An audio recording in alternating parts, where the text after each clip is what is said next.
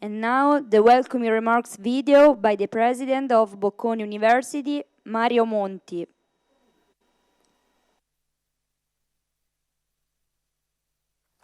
Good afternoon, ladies and gentlemen. First of all, I would like to apologize for not being able to attend this Lectio in person, but unforeseen institutional commitments forced me to be in Rome this afternoon. Nonetheless, I would like to welcome all of you to Bocconi and to the Lectio Inauguralis of the Achille and Giulia Boroli Chair in European Studies. I would like to congratulate our chairholder, Professor Gianmarco Ottaviano, full professor in the Department of Economics at Bocconi, and warmly thank the keynote speaker, Professor Karen Helen Ultveit-Moe. Rector Verona will say a few words about Professor Ottaviano and his research activity in a few moments. My brief remarks will focus on the Achille and Giulia Boroli Foundation and its long-standing relationship with Bocconi, which dates back to 2006 and has progressively evolved into the strategic partnership that we are proud to celebrate with this chair's establishment today. The Foundation promotes and supports initiatives aimed at fostering scientific, social, cultural, and moral progress with a special attention to young people. The Foundation's mission is thus perfectly consistent with the university's core activity in terms of research and education. Therefore, it was almost natural to find mutually beneficial ways of cooperation between the Achille and Giulia Boroli Foundation and Bocconi University. But more than this, there is a sort of parallel legacy between the two institutions that can be referred to as the umanesimo imprenditoriale, or entrepreneurial humanism, a fil rouge which ideally connects Ferdinando Bocconi and Achille Boroli, two sparkling examples of the Italian entrepreneurship genius. They both were entrepreneurs and innovators. They both were socially responsible, although that expression was not very much used at their times. Through their ideas and projects, they were committed to improving the society they were living in, and moreover, they both wanted to create the enabling conditions that would make society even better in the future. It wasn't about the here and now, it was a real long-term strategic vision. Ferdinando Bocconi, as is well known, achieved this through this university. Achille Boroli achieved a similar objective through the Istituto Geografico de Agostini and the revolutionary idea of the installment partworks encyclopedia, which at the beginning of the 60s allowed a huge number of Italian families to afford such an amazing source of knowledge by splitting up its otherwise very high initial cost on a weekly basis.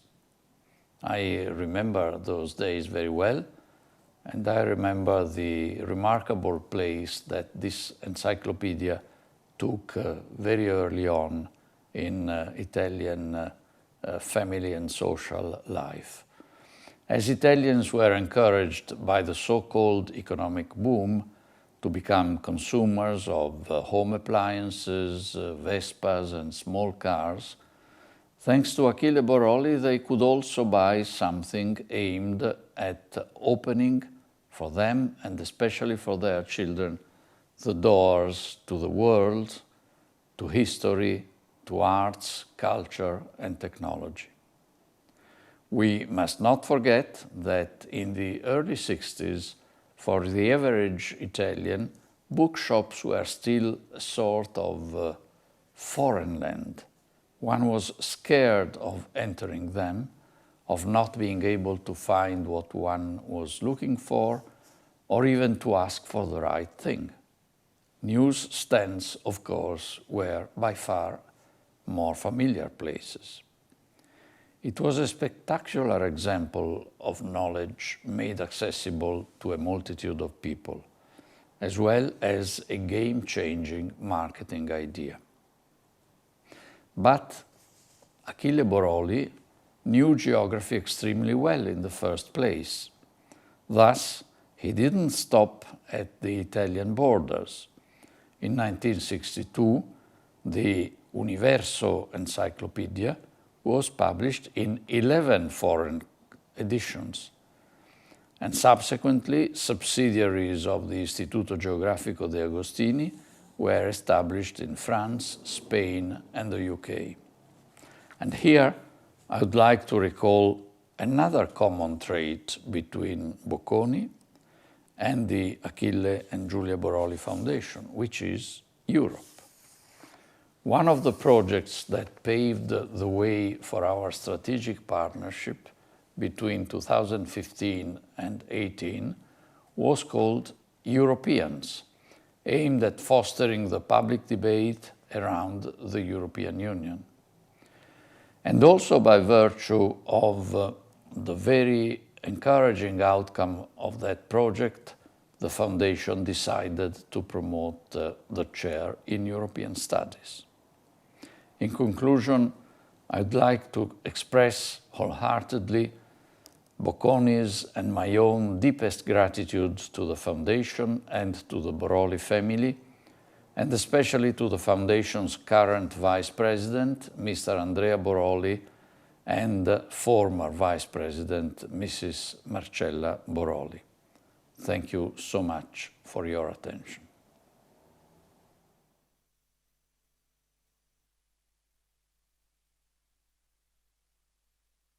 The floor will be given to the Vice President of Fondazione Achille e Giulia Boroli, Andrea Boroli.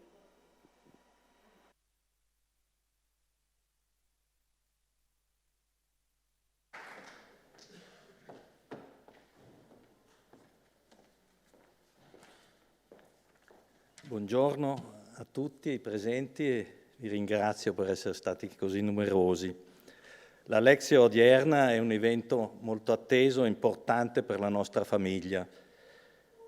Con l'inaugurazione della cattedra in studi europei intendiamo affidare a Bocconi il compito di ricordare la figura di nostro padre, imprenditore, editore, presenza partecipe e attiva della realtà economica, sociale e politica del suo tempo.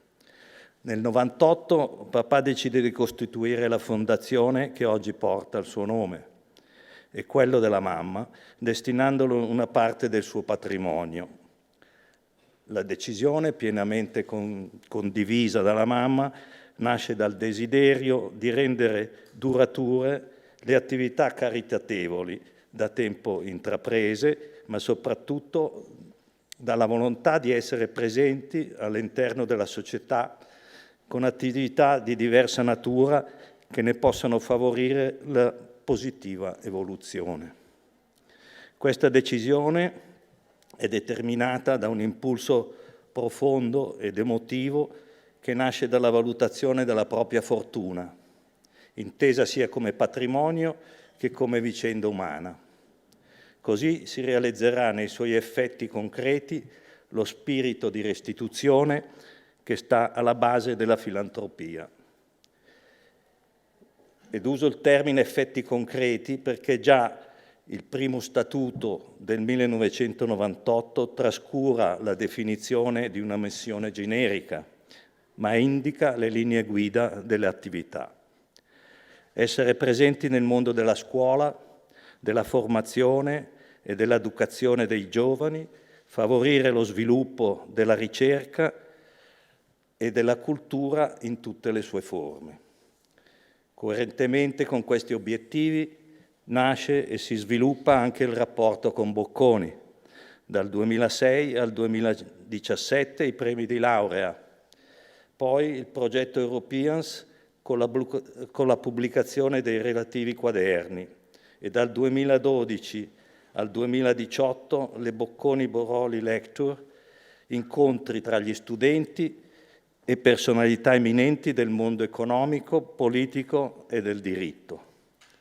L'esperienza comune è una collaborazione più che decennale con la istituzione Bocconi e con le persone che la guidano, ci hanno portato ad instaurare un rapporto più profondo, costante e duraturo, attraverso la istituzione della cattedra in studi europei, certi che l'attività scientifica, didattica e di formazione svolte in questo ateneo contribuiranno a rafforzare quell'ideale europeo che condividiamo con Bocconi e che è stato alla base del pensiero e delle scelte di papà. Desidero concludere ringraziando di cuore il Presidente Mario Monti per i pensieri dedicati a papà, il Vicepresidente Professor Sironi, il Dottor Bruno Pavesi, che ci hanno accompagnati con amichevole sensibilità in questo percorso sino al 2018. L'accordo tra Bocconi e Fondazione porta infatti la firma del Dottor Pavesi e di mia sorella Marcella, Vicepresidente uscente, che ha condotto la nostra Fondazione per 20 anni. Ringrazio inoltre l'attuale consigliere delegato, il Dottor Riccardo Taranto, il Rettore Professor Verona, insieme a tutto lo staff di Bocconi che ci ha seguito in questi anni. Grazie.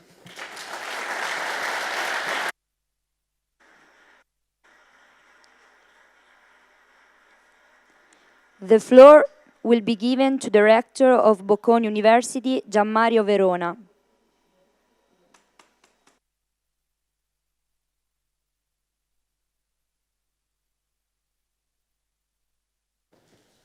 La dimostrazione dell'internazionalità, scusandomi per la voce, proseguo in inglese, così continuiamo col bilinguismo, visto che la traduzione è prevalentemente in italiano.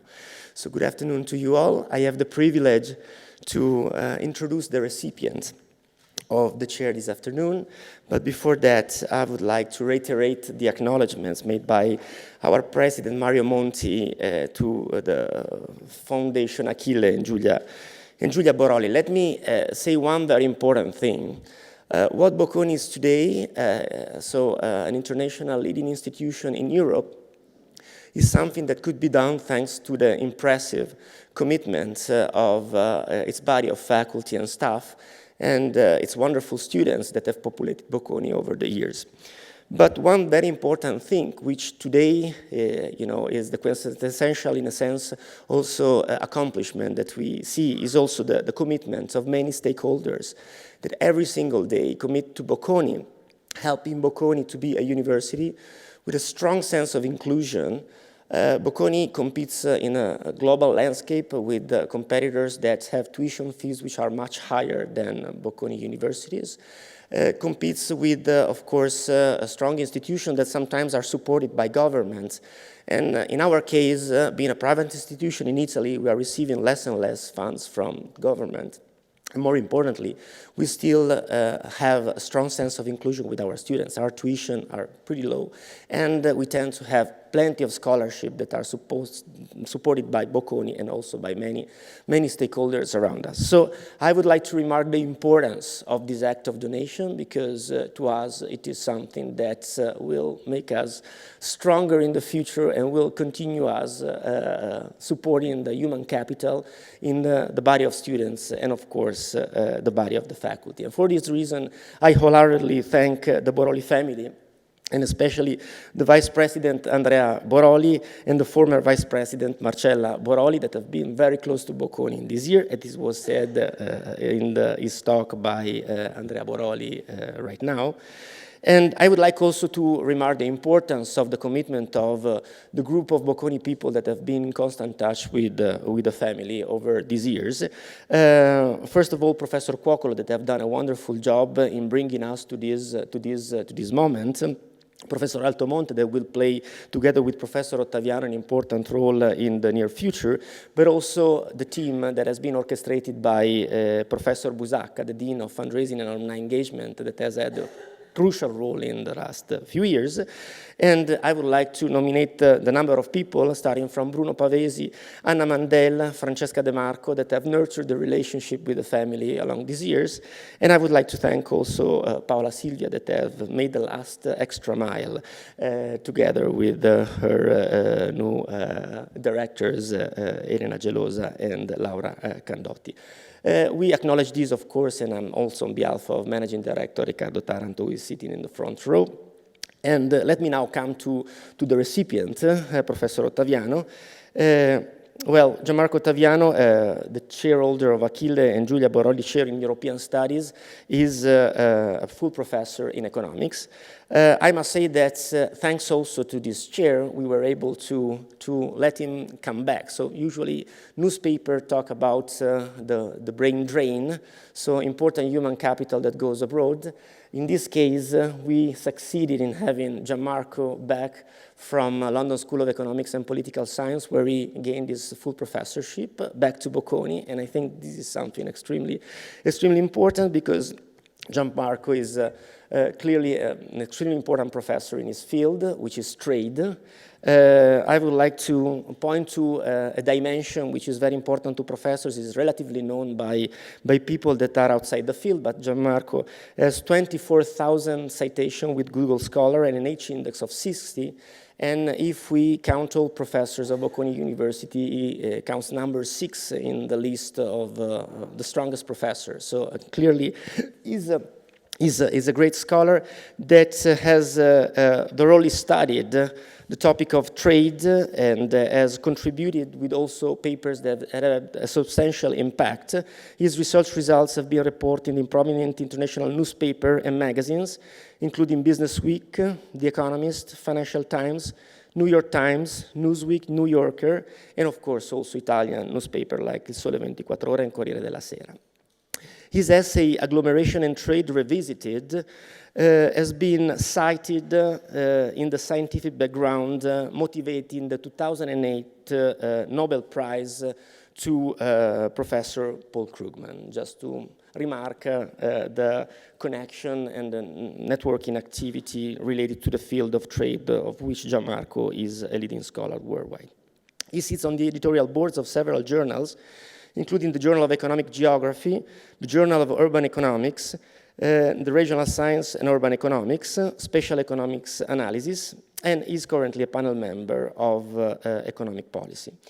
Gianmarco has advised the European Bank for Reconstruction and Development, the European Central Bank, the European Commission, the European Investment Bank, the Finnish government, and the Organization for Economic Cooperation and Development, and is currently the holder of one of the advanced grants of the European Research Council, for which Bocconi in the field of social sciences is number 2 in Europe after London School of Economics. So even thanks to these kind of grants, we can support high quality research.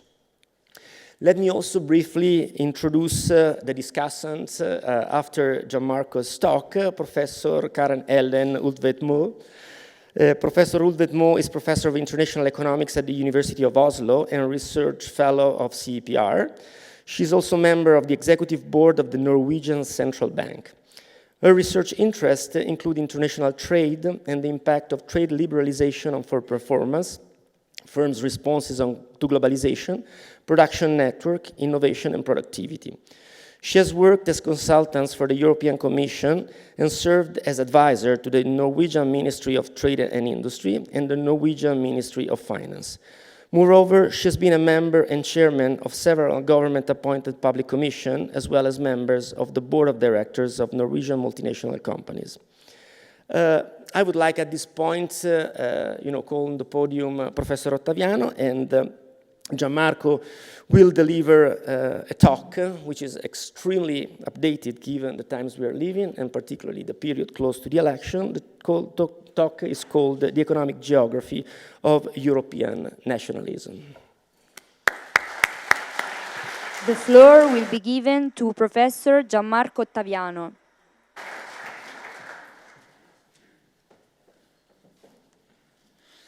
Okay, so thank you for being here. It's really an honor, and it's an honor also because I see some of my former professors in the room, some of my current colleagues, and some of my current students. So it's really an important moment for me. So I'm going to talk about economic geography of European nationalism, and I will try to cover at least a century or so, because things that we're living today, because we are now around, they look new to us, but a lot of things have already happened in the past. As a prologue, I would like to start with the role of elites in driving Europe and in driving some important events. So this is just an example. These are the Chamberlains, and this is a family that for more than 60 years has been central in the UK and the history of the UK. I will start, the old guy is George Chamberlain, was a nationalist, since we are talking about that, and an imperialist when we were at the high times of the British Empire. His son, the other two are his sons. So you can read this quote about globalization. We are in the period of the first wave of globalization, end of the 19th century, beginning of the 20th century. And you could take this quote and apply it today exactly the same. So I think we all agree that we are living in the most interesting times, and times in which a lot of things are happening. There are a lot of new things we can do, so new objects of interest, but also a lot of new objects of anxiety. That was really the period of the classical nationalism. And then there was something else that happened, and everything was shut down by the First World War. After the First World War, his son came to prominence as a minister again in the UK, Austen Chamberlain, and he won the Nobel Prize in 1925 because he was behind the negotiations that led to the Locarno's treaties that are the treaties that thought they solved all the divisions of borders after the First World War. So that was a period in which the big Austrian-Hungarian Empire, among others, disappeared. New national states were created. It was a period in which the different countries entered in a lot of quarrels about the new borders, and our country too, if we think about the eastern border, precisely where these new national states were born. And in 1925, Chamberlain was awarded the Nobel Prize because they thought that the agreements that they'd reached would have solved all the problems of borders in Europe. The problem was that the agreement was, the treaty was pretty precise about the borders on the western side of Europe, but left some things open on the eastern side. And the result was what came later. An interesting quote from Austen Chamberlain is this quote that is talking about something that is called the Chinese curse, even though it has nothing to do with China, despite what he's mentioning. And it is something that is now in the common language in the UK, which is, may you live in interesting times, which is not considered as something positive. Interesting times are times in which you have one crisis after the other, one shock after the other, and there is no substantial peace. And indeed, these were interesting times. We are in the end of the 30s, and in the end of the 30s, the prime minister was his half-brother, Neville Chamberlain. Neville Chamberlain is probably the most well-known of the Chamberlains because he was the prime minister of the UK that according to at least a large part of the historians, didn't realize how important was the threat coming from these people. And he signed another agreement, the Munich Agreement. It was essentially a way to try to curtail, from a diplomatic point of view, the aggressiveness of Germany. But eventually, it didn't work, as we all know. And indeed, when Hitler, despite this Munich Agreement, started to invade several parts of Eastern Europe, and we are back to why the Locarno treaties didn't work, Chamberlain was forced to step down. And he stepped down it's quite interesting as a coincidence with our talk, because he stepped down after the Allied forces were forced to leave Norway. And so we will hear more about Norway in a bit. That's the background, and as you see, when we look at these quotes, there are a lot of things that sound a bit familiar to us, but not that tragic, we all hope.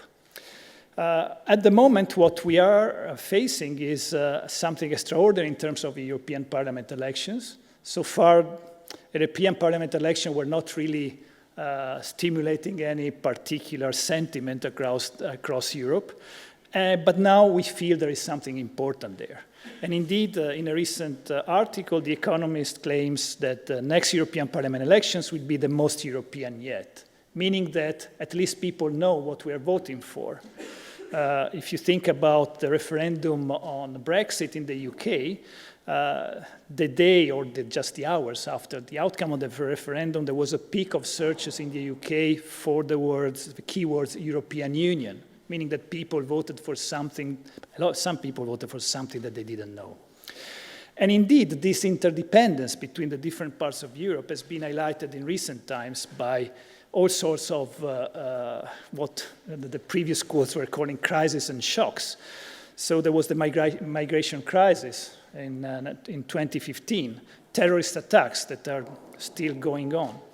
Brexit, Trump, and U.S. new protectionism, and we are hearing about this today, too, again, the rise of China as a global competitor, and then all sorts of activities, so pro- and anti-immigration demonstrations, we see that in Italy and other countries, anti-establishment protests, and a growing sense that we should do something about the environment. Against these threats and crises, the importance of Europe has become, people are more and more feeling the appeal of a Europe that protects. And this Europeanization of the debate outside the border is particularly felt by nationalist and populist movements. But what is interesting is that while maybe last year we were still debating about leaving the European Union, nowadays nobody really is talking about that. What we are talking about is even on the nationalist side, is changing European Union. And against these national movements, there is the polls are showing growing support for membership to the Union, and also we're seeing growing counter-mobilization of pro-European forces. So we're essentially in a moment in which everybody understands on one and the other side of the debate that we should not take the EU for granted anymore. What is behind these movements that are initially questioning the real existence of the European Union, and now they are thinking about how to change the European Union? To get an insight, it's useful to look at what has happened, for example, in the UK. So there, the vote for Brexit has been analyzed as a vote, in the end, of those who have not, so people that are at the bottom of the income distribution, against those that are at the top of the income distribution. And then there are all other sorts of explanation. But this resentment against urban elites is something that has played an important role there. So the idea that these amoral elites apply the rules of fair play only among themselves, they resist any sort of change in terms of participation to the elitarian choices, so this broken social elevator. They dodge taxation, looking for tax havens, and essentially they appropriate all the benefits of globalizations. And indeed, Now, we were talking about the Chinese curse before. There are studies in a lot of Western countries, starting from the US, but also in Europe, that are showing that if you want to have a single economic explanation of the rise of these sort of national movements, well, the best thing to do is to consider reaction against globalization. And in particular, as measured by the China shock, the penetration of the exposure of local economies to imports from China. And this protest vote essentially is concentrated in these areas where people simply feel that they are facing only the cost of globalization and not really all the gains. Now, this is a map, for example, taken from work by a colleague, a young colleague here two young colleagues actually here at Bocconi, Italo Colantone, sitting there, and Piero Stanik. They've tried this analysis for the UK, and this is the map of where the shock coming from the China competition has been concentrated. And if you superimpose this map with the map of the Brexit vote, you will see quite substantial overlap. So indeed, these changes due to globalization are really affecting the way people feel about voting. And you can look also at a broader picture about Europe, in which you are looking again at the China shock, so how the different, how competition from China and from emerging countries in general has affected the local economy, and you will find, again, a similar map. And this is, for example, again, another work by Italo and Piero. This is a map of the China shock in Europe, and if you look again at the distribution of votes, this, for the parties that are nationalist or they're going for economic protectionism, what are sometimes called the radical right, then you see that there is something there here too. And if you look at Italy, you clearly see that the radical right and is, well, when this is darker, the China shock is more important. The north of Italy is the manufacturing base of the country, competition from China, mainly manufacturing. You see that you can predict actually fairly well the votes that we see nowadays. But it's not only about China. There is something that has been highlighted that is also about enlargement towards east of the European Union. That was a choice that was made, of course, to bring these countries within the democratic part of Europe. But at the same time, what happened is that creating a single market introduced not only competition from China, but also competition from European low-wage countries. And again, looking at these maps that we've seen before, you can actually trace the effect of now the east wind, the shock from the east, and you will have similar effects on voting patterns and discontent across Europe. So what is behind this phenomenon? There are two big secular trends that have been studied in parallel by different scholars, and here I'm citing two simply because they gave the names to these two trends. So the first is the Great Convergence, which is a term that is essentially the title of a book by Richard Baldwin a couple of years ago. And here what the Great Convergence is about is essentially the rise of emerging countries that are competing with the G7. On the other hand, there is a convergence which is global between countries that were less developed before and are converging towards the countries that are more developed. But there is also a local great divergence within countries. This is, again, something that has been called great divergence by Enrico Moretti, an Italian colleague in the US. And his study is on the US, but actually it looks pretty much the same in Europe, which is essentially arguing that due to skill-biased technological change, so change or new technologies that requires high skills rather than low skills, we are getting a polarization between an outward-looking, so open-minded and open to the rest of the world growth centers that are typically in cities, and instead stagnating backwaters that are rural in the US and in the periphery of Europe. This is, for example, these are graphs taken from Baldwin's works, On the left, you see the share of world manufacturing and how it evolved, especially since the 90s up to now. You see that the G7 share of world manufacturing has gone down from 65% to 47%. And where this has gone? Well, it's gone to emerging economies, and in particular here you see China from 3% to 19%. Now, manufacturing is only a part of the economy, but when you look at the entire weight of these countries in terms of GDP, you see something that is equally impressive. The share of G7 of the G7 in world GDP has gone down from 67% in '93 to 46% now. So this is the great convergence, the rise of emerging economies. The great divergence is, I mean, you can see that from this picture from space. These are nighttime lights. They are used nowadays to proxy for development around the world, economic development. Essentially, where you see lights, there is a lot of economic activities going on. And here, clearly, you see some big spots, and these are the big cities, and big dark areas, that is the rural America that votes for Trump. This is Europe, and this is in motion. Our space agency seems to put nicer pictures on the web than the US agency. So this is a European space agency. What you see is the evolution of these nighttime lights from '92 to 2010.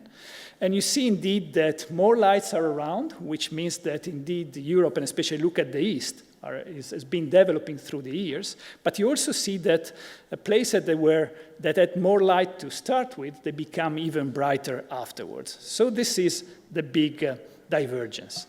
And without getting into the details, this is essentially a prediction that was simply a theoretical prediction because the data analysis at that time was not very sophisticated, was a point raised by Paul Krugman to start with, that the project of integrating areas that based on standard models at that time, economic models would predict convergence across different places. If you introduce something that is more modern in terms of economies of scale and sorting of the best or the most skilled workers in space, and complementarities, as we said, skill-biased technological change, would lead to cumulative causation and the emergence of growth centers and stagnant peripheries.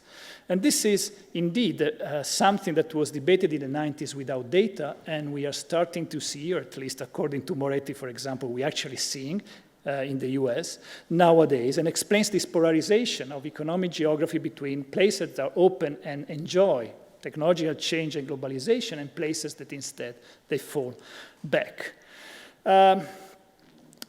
What has Europe to do with all this? In particular, are we being driven by some technocrats and bureaucrats in Brussels in a direction that nobody wants?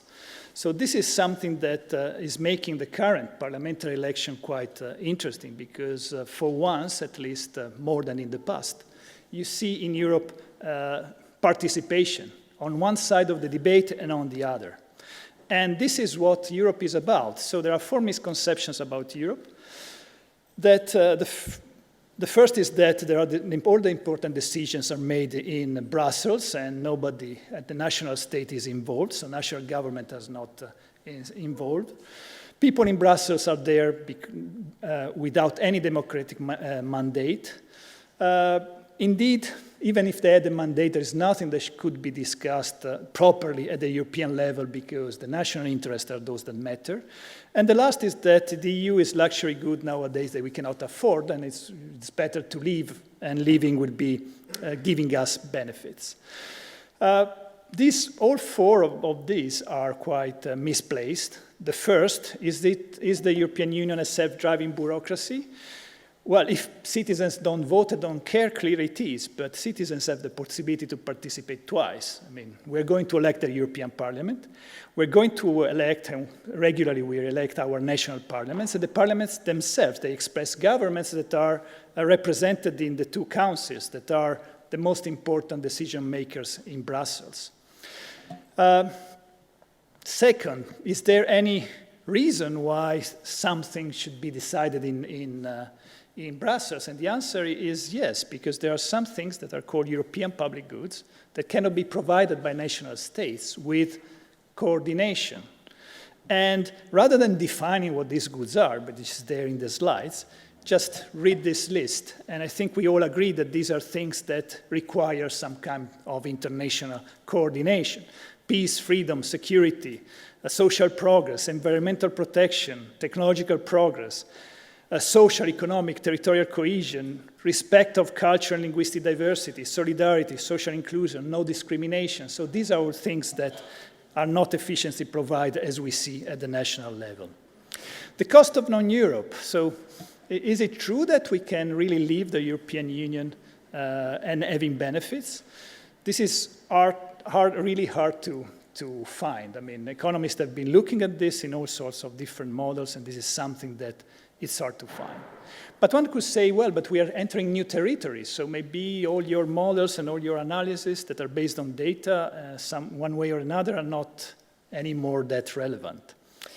And the nationalists, what they have in mind is clearly not that they want to go to autarky and everybody in its own little garden, but they want to have some kind of independent national relation with the rest of the world, both commercially and politically. So what they have in mind is sort of EU light, in which countries are linked by mutual free trade agreements. They are also within Europe. Then they are free to sign agreements with whoever they want around the world, so there is no customs union. And then at the same time, this way they can really enjoy the benefits of economic sovereignty, controlling the flows of goods, services, capitals, and people, as well as, of course, the public budget. Now, the problem is this is not anything new. We had that before. This is where we are coming from. It was called the European Economic Community. That was a free trade agreement. And so we have colleagues, here is a research group in France, that have looked at the effects of going back to the European Economic Community. And what they find is that, well, this is going to cost substantially.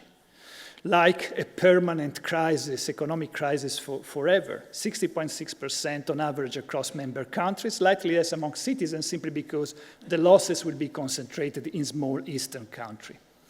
And an important case study for this is indeed about Norway, because Norway is the country that has a very strict relation with Europe, with the European Union, but it is outside the European Union. And so I think this is really the time, also I see the time is running out, to stop and leave the floor to Caroline to tell us about how life looks out when you are out of the European Union, but you cannot change your geography and move away. The floor will be given to Professor Karen Ulve-Mo.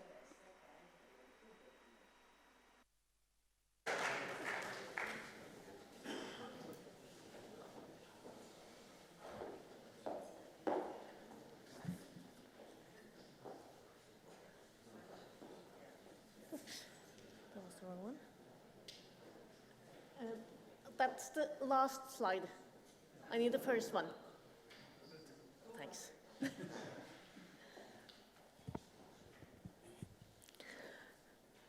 So let me start by saying thank you very much for inviting me to this inauguration. I'm very happy to be here. I'm in particular very happy to be here because you are filling this chair with a fantastic person. And I'm as lucky to have known him since both of us were much younger, so we have known each other for 25 years. And I find it's kind of telling, given that the topic today is European studies, that it was, in particular, it was due to European research funds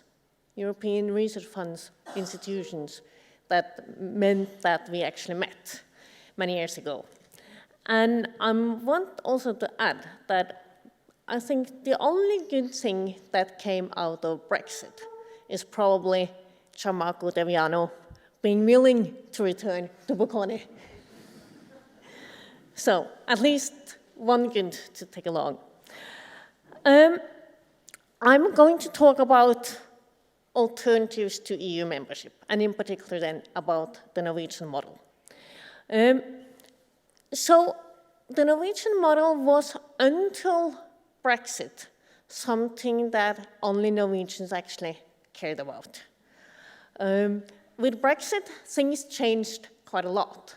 With Brexit, in particular, UK journalists started to call us and wanted to kind of understand what the Norwegian model actually is.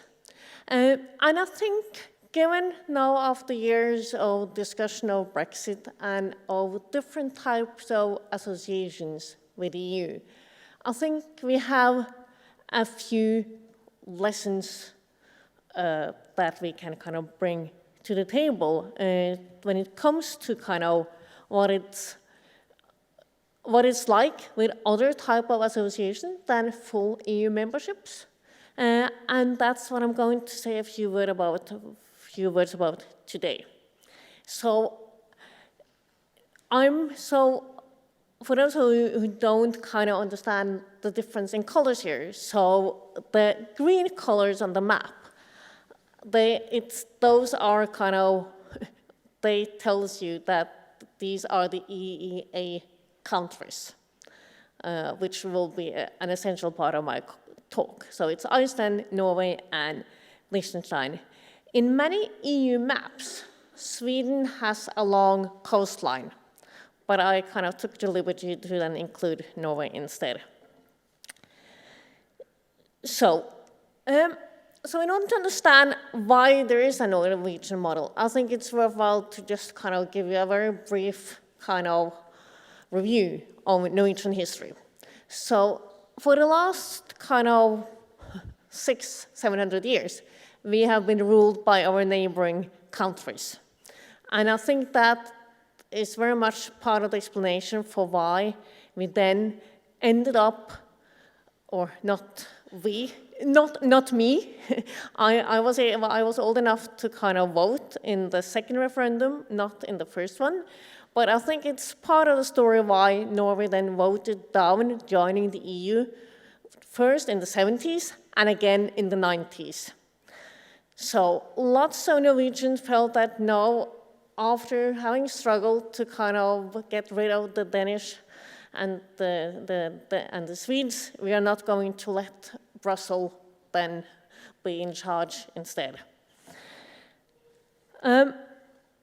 So this was not a referendum like the UK one on immigration and globalization. There were other topics that were kind of brought to the table, both from kind of the pro side and from the con side. Well, some of those are still very much kind of relevant for the discussion, as lots of these points are points that Gianmarco just kind of touched upon in his talk. We have this thing about kind of solidarity, we have this thing about democracy, one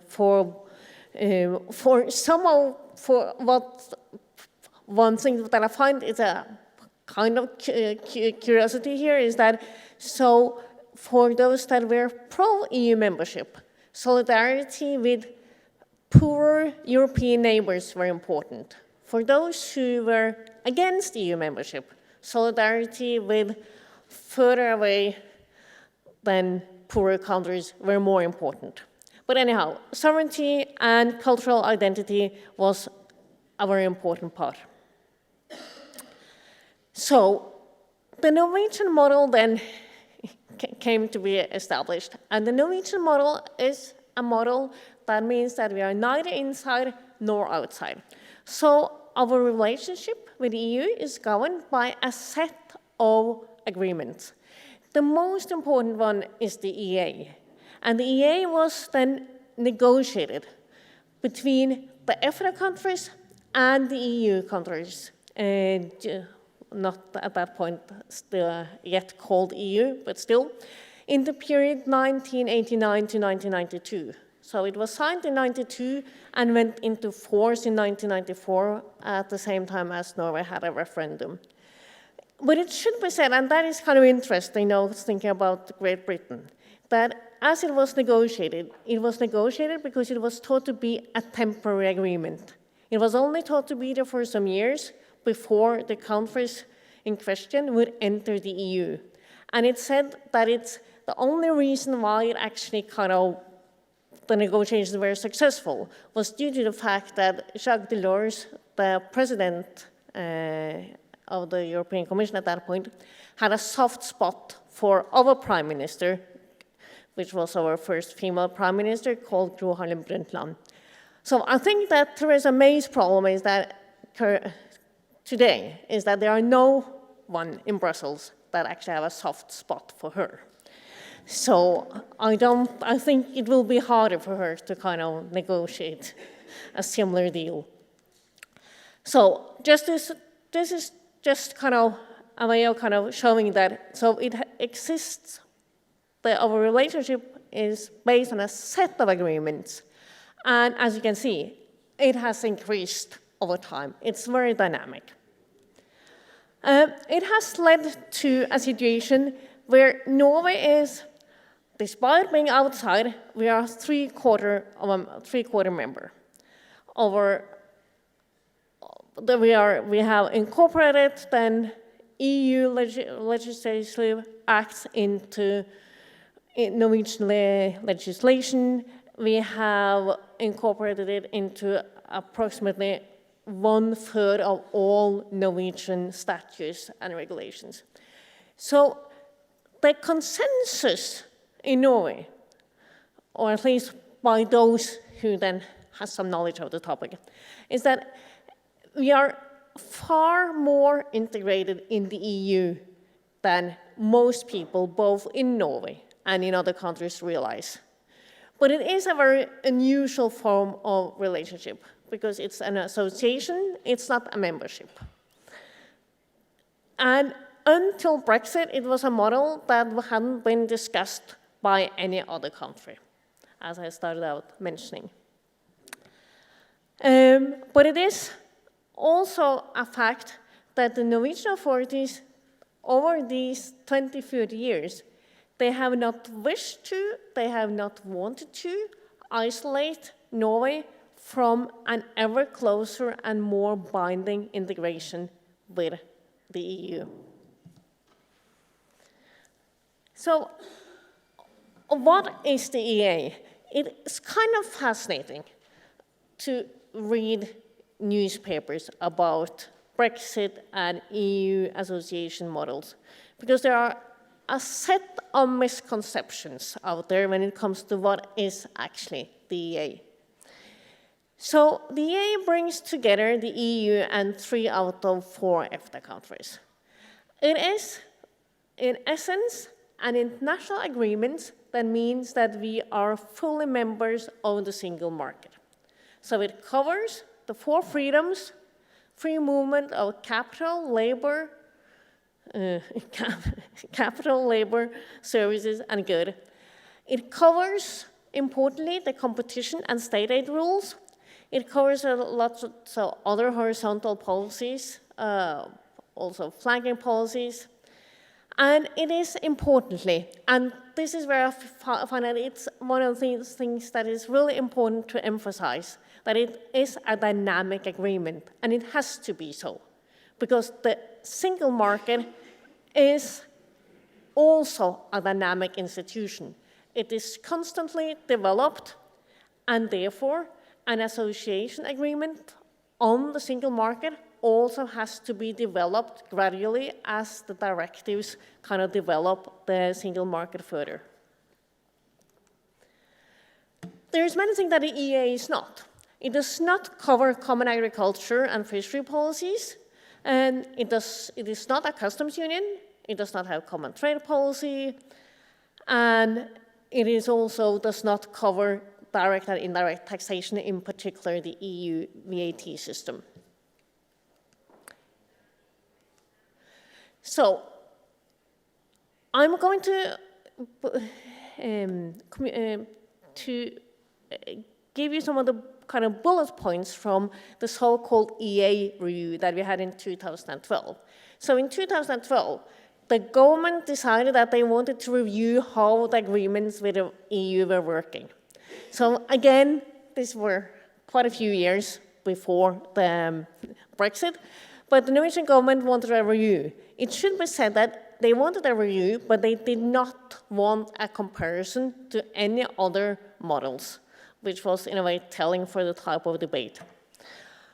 The main message that came out of this was that it is a well-functioning national compromise. And I think that that might be a lesson that could be, that it's important to take along for small countries that are not yet EU members.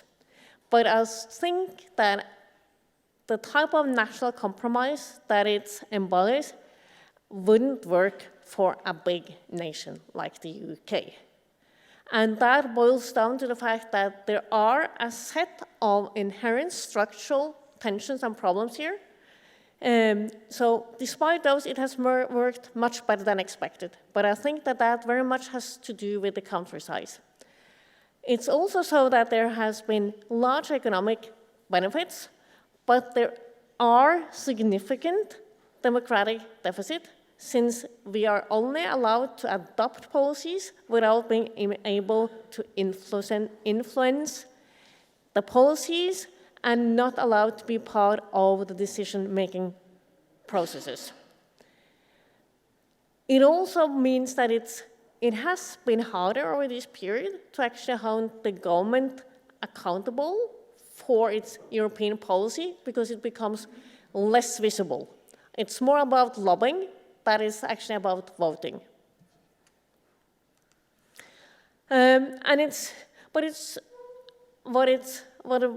what it's also telling is that the attitudes towards membership and the EA shows that they are still mixed, but if anything, they are strong towards the EA, and if anything, kind of the tendency towards doing an EU full membership instead is absolutely not there. And if anything, the opinion has moved a bit away from that. It's a bit depressing, and I find that I think that this is telling not just for Norway, but also for other countries in Europe, how people see EU's contribution. So, although more than 35% find that it's positive, there are almost the same share think that it's neither positive nor negative, which I think it's due to pure ignorance. And then there is quite a few who actually think that it's negative. So there is an inherent democratic deficit here. But nevertheless, the EA, and that I think is why it has been so successful, is that it has ensured a stable and predictable framework for relationships with the EU, which is Norway's most important trading partner. Just having a look at the numbers shows where Norway is sending its exports. It's all about the EU. It's not about the US, and it's not about China. And it's a picture that is similar for other EA and EU countries, are there to say. It's also much more integrated into the EU than many EU countries, actually, which the second graph here tells you. So this is kind of the role of trade with EU countries versus non-EU countries, and provide you with simply a ranking of then EU and EU countries. And Norway comes in red. It's with and without oil and gas, because that's the we tend to do kind of mainland and with oil and gas, because that changes the picture quite a lot. But as you can see, for instance, compared to Italy, we are far more integrated into the European trading system. And it's kind of fascinating that despite globalization and despite emerging economies, the share of trade that we have with the EA, meaning /EU, is approximately the same as in 1994. And the final thing to say, of course, is that for Norway, this has been a pretty good deal, because it's cheap. If you look at what our peers in terms of kind of finances, GDP per capita, have been paying over the same years, they have typically paid less. So I asked the EU negotiator once why they hadn't kind of asked for more. He was a bit puzzled, but they are gradually asking for more, which I think makes perfectly sense. What we have learned, which I think is interesting, is that we have been able to actually compare what it's like to be inside and outside, because we have a couple of sectors that are outside, and that are in particular agriculture and fisheries. That's one thing. So that is about kind of firms and industry that have not been covered by EA. They have suffered. They have typically suffered as there have been kind of anti-dumping accusments, anti-subsidies procedures, in particular against the fishery industries. So I think it would have been instructive for kind of British politicians to have a look at exactly what happens when you don't, when you leave some industries outside, as you may do if you then leave kind of services outside the new kind of agreement with the EU. Another thing that it has taught us is that non-tariff barriers matters. We are part of the single market, but we are not part of the customs union. That means that even though goods are supposed to flow instantly, the fact that we are outside the customs union means that there are customs formalities, and there means that there are VAT formalities. So I made this experiment once. I sent the same thing from the UK at that point to Norway as well as France. To Norway it took 2 weeks, to France it took 2 days, and that was simply due to border formalities.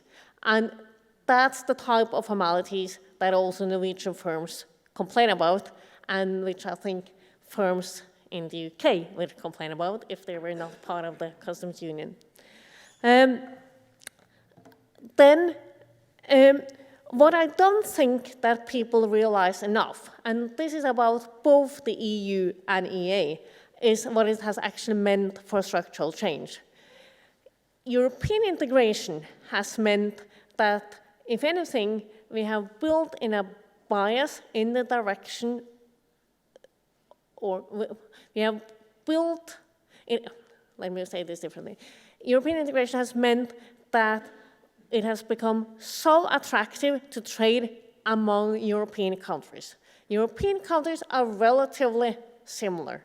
That means that there are limited gains from trade, although substantial, but at the same time, the losses for those who suffer are also smaller.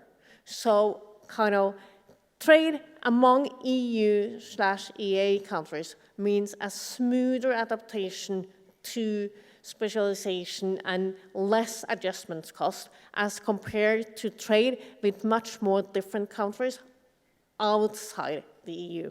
And I think that is among the things that has also served the Norwegian economy and served kind of the Norwegian population and workers well. Studies suggest that there are indeed some foregone opportunities, that we would have had more trade if we had had an EU membership, but nevertheless, we are better off if we had just had a free trade agreement and not been part of the single market, which is also something that I think is worthwhile for someone at the other side of the channel to take along. As Brexit came along, that made many of us rather nervous.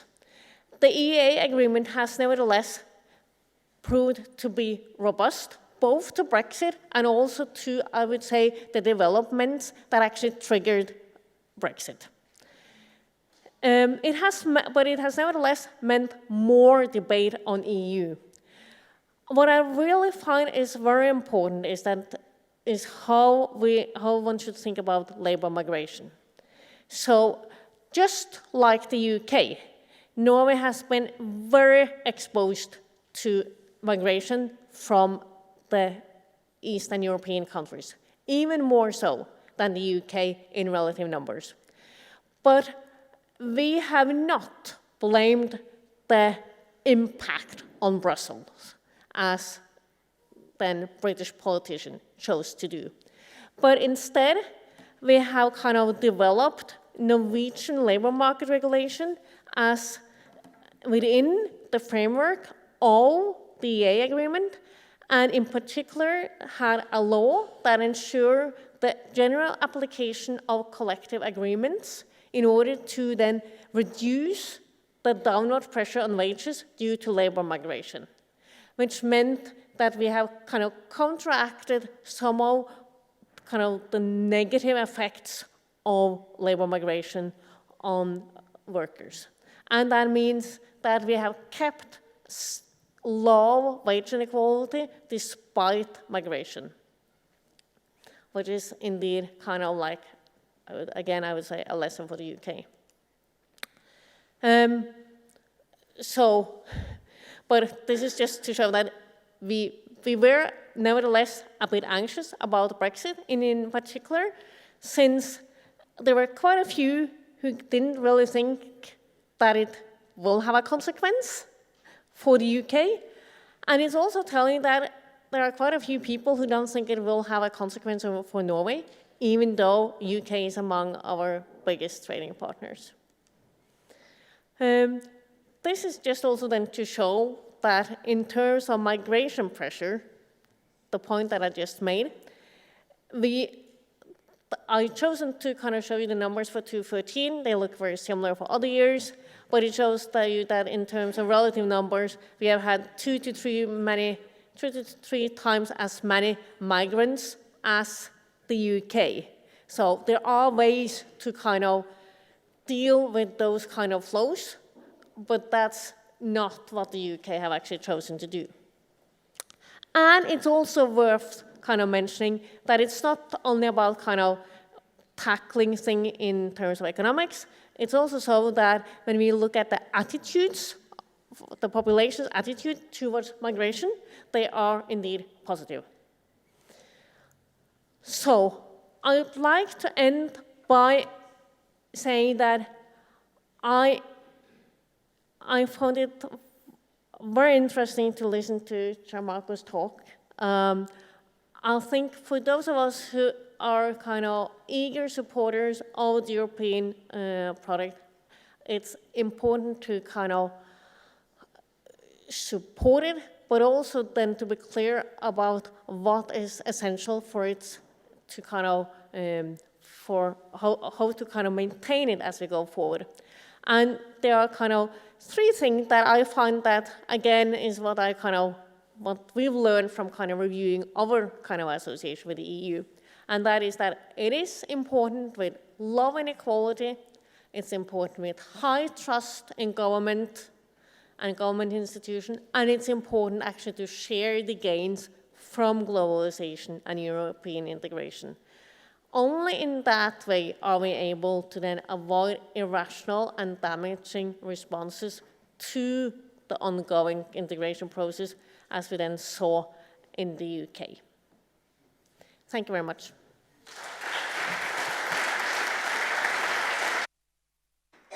The floor will be given to Professor Gianmarco Ottaviano. So is there any chance you can get my slides back?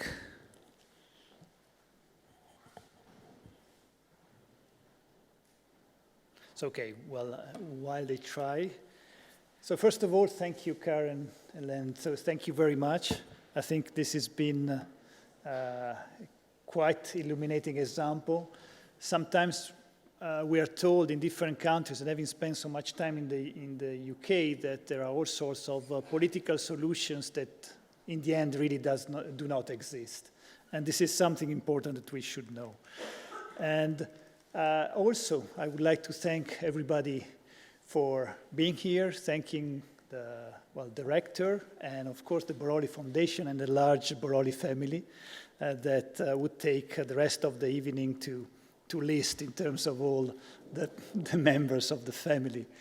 But before concluding, I would like to take my slides for where I stopped. That is the example of Norway.